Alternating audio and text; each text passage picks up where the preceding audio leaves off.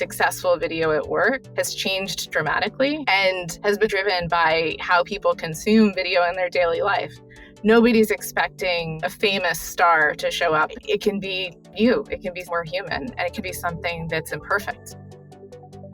What's the real reason some marketers still aren't using video? I know what they say is the reason, but what's the real reason? To answer that question, I spoke with Vimeo's marketing VP, Melissa Matlins. And in this interview, we talked about the power of video, the importance of selling a vision, and a lot of other stuff. Seriously, we did about a minute on the Empire State Building, and it's my favorite part of the conversation. With that, enjoy this episode of Creative Thinkers with Melissa Matlins.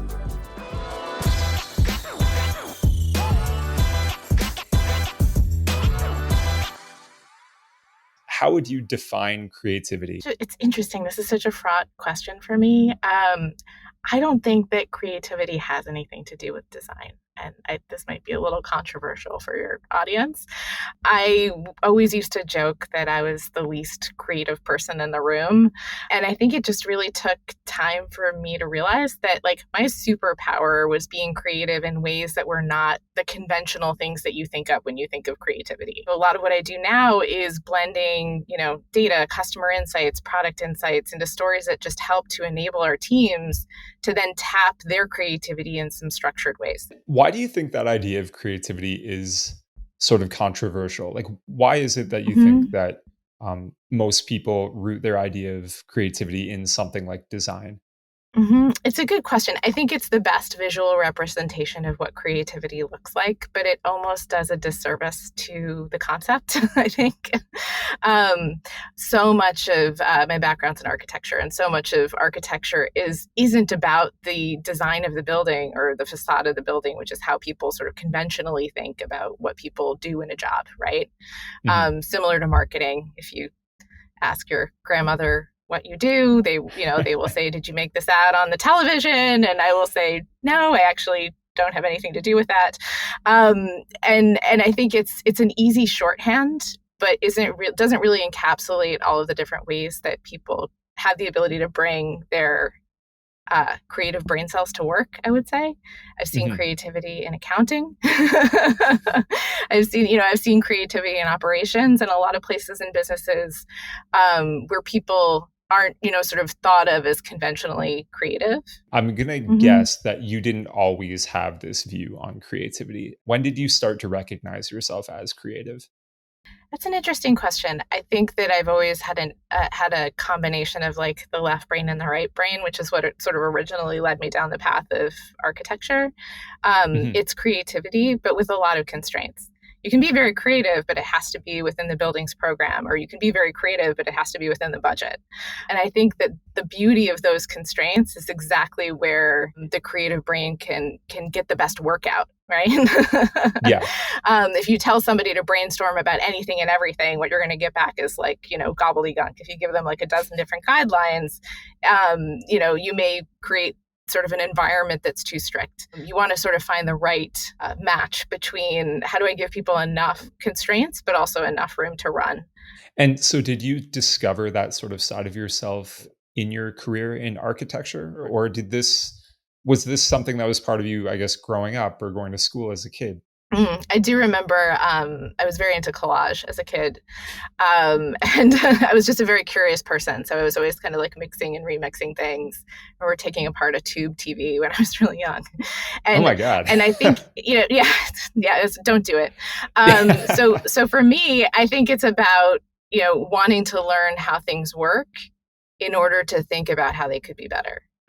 Interesting. And I think that was a lot of what attracted me to architecture initially. I found myself very drawn to the business side of architecture, where I could work around creativity and give shape to it, but not actually be the person executing it. The pitch process was hugely interesting to me because this is where you marry up the needs of what is the business or the potential client need with what design ideas you can bring to the table, and how do you sell that vision and solve for the business challenges or institutional challenges in some cases that they have quickly. How do you go about selling something that might only exist on paper or exist as a series of concept drawings, something as experiential as architecture. How do you sell that vision?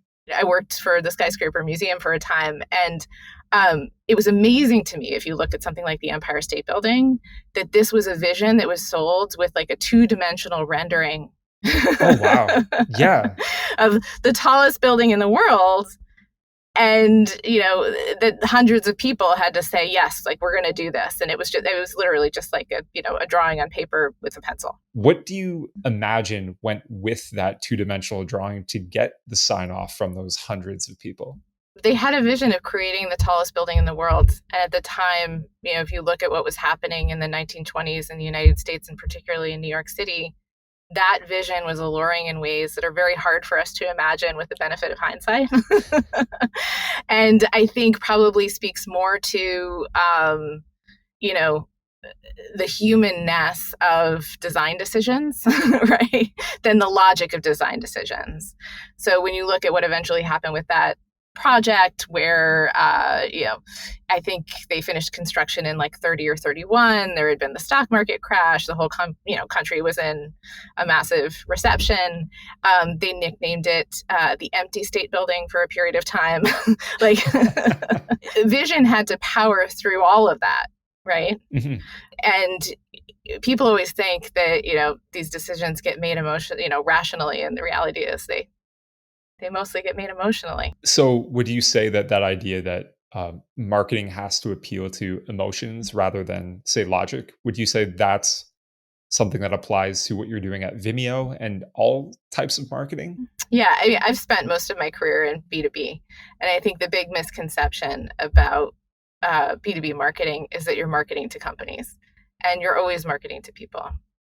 And people don't make rational decisions. Companies make rational decisions, and you have to respect that. There's budget considerations and headcount considerations, and these things are important. Mhm. But people want to buy into a vision, and if you want all pieces of that life cycle, not just the purchase, but the utilization, the internal advocacy, the partnership, you have to make sure that you're making an emotional connection. What makes videos so perfect for connecting to audiences Mhm. emotionally? It's been so interesting to see everybody's experience with video and how that's changed through the pandemic. So much of what we were doing in our personal lives, in how we consumed video and where we consumed it and why, has now been translated into the workplace, right? The expectation of a person at work isn't that on day one they're going to get handed a 60-page manual. They want to be able to consume that information digitally, and they want to be able to consume that information in the same way that they would watch a video on TikTok. Mhm. So I think that's turned a lot of what we need to deliver in a workplace on its head, and has also presented this whole new opportunity to appeal to people in a far more humanizing way. That sort of home self and work self has really started to converge. And frankly, I think businesses can be better for it if they pick the right tools. So, in choosing video, you're saying that marketers sort of have the best shot at competing with these other parts of life that are now converging with the work selves of the audience. And something that you said in our last conversation that really stuck with me was something like events, even if they're online. They're no longer just competing with other events. They're competing with Netflix. They're competing with all the things around your house that you'd probably rather be doing. So, apart from just choosing the right tools, what strategies do you think marketers can take to compete with these forms of entertainment that are more based on our home selves rather than our work selves? Yeah, I really do think, I mean, the onus is on marketers and creatives to understand why these forms of entertainment are so successful, and then translate that into what that means for what they're trying to communicate. Netflix is successful because they win the attention of the audience through relevancy and personalization and immediacy. And these are all things that you can bring to your marketing efforts, right? Learning about what sort of your customer end user knows to be true, what their expectation is, how they want to learn, how they want to experience content, what content is relevant to them. Obviously, something like a pandemic is a force of change, and with that change comes innovation. But in the absence of that catalyst, whether it's political, Hmm. social, or technological, how do you push yourself to try new things? And how would you recommend other teams push themselves to innovate when there's not something forcing them to? Yeah, I mean, it's a good question.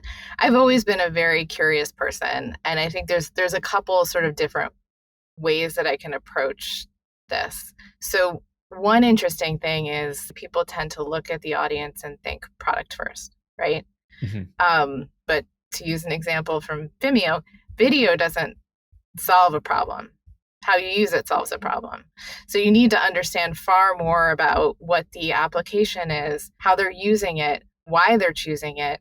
What are the other decisions that are getting made around the implementation that are also relevant? Sort of trying to like zoom out a little bit beyond, the product or service that you're looking to sell can just be a really helpful reframe of how to approach a problem. I think also just, questioning the myths and superstitions around how things are always done. I would say, especially if I'm starting a new role, something that you tend to hear pretty typically is like, oh, we've done this because it's the way it's always been done. The reason the pandemic was such a good forcing mechanism was because the old ways didn't Mhm. work. Right. So there's always an opportunity to look back and say, does that decision still make sense? So I recently wrote a blog about why companies and marketers should start investing in video. And so the stat is on the top of my head Mm, that it's about 15% of marketers, supposedly right now, are not including video in their marketing stack. What would you say to those mhm. 15% of marketers? I think one of the most common things that I hear is that it's too hard. And what I would say is, I think that people's perception and bar for what is successful video at work has changed dramatically and has been largely driven by how people consume video in their daily life. Nobody's expecting a famous star to show up in every in every one of all of your video marketing. It can be you. It can be something that's more human, and it can also be something that's imperfect. You mentioned that a lot of people still view video as something that's a little too hard to get started. Um, Hmm. Obviously, with starting anything new comes like a learning curve, but it seems to me that marketers should be used to learning new things by now. We went through Hmm. learning social media and PPC ads, and all of these things were new at some point, but marketers did them. And I know that video is being adopted more and more as years go by, but why do you think there is this amplified reluctance for people to start video compared to Hmm. the other things that they've learned in the past? I might use a stat for this.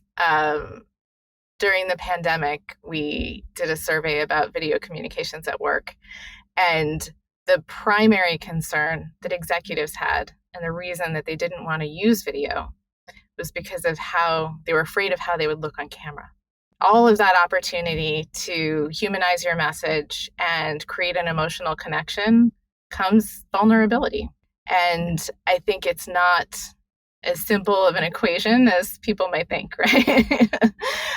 It's power, but it's also a concern about what that might potentially expose. It's easier to do a phone call. It's easier to write an Mhm. email, but you're also missing the opportunity to engage. That lines up with something that I've been thinking about video as well, that no one wants to just Hmm. come out and say like, I don't like how I look on camera. So instead they come up with Yeah, all these other yeah. reasons to not do it, whether it's, oh, well, we can't figure out Hmm. what the ROI is. I find that with so many things in marketing, you could raise those very same questions, but people don't want to answer those questions when it comes to video because that's not the real reason why they're not doing it. The real reason is kind of silly. Hmm. Yeah. Well, and I think again, it goes back to I think a bit of a perception reality gap when it comes to video. nobody is expecting perfection. There are video communications where you do have to hit that bar. But I actually think it's far more powerful when you show up as human, right? Where, maybe the lighting isn't perfect, or you didn't get as much sleep as you wanted to last night. And I don't think that any of those things should be blockers to getting the message out. And, if you look at any social media channel, you would say that for most creators, they get over it. And the expectation in culture is that, you bring that attitude to work as well. The average American watches 2.5 hours of video a day, and they read for less than 15 minutes a day. And if you want to get your message out, this is the medium that gets seen, engaged with. And ultimately, I think that's what marketers want. One piece of advice that I would just leave people with is to think about video more creatively and to question some of the assumptions that you have about how and where you apply it.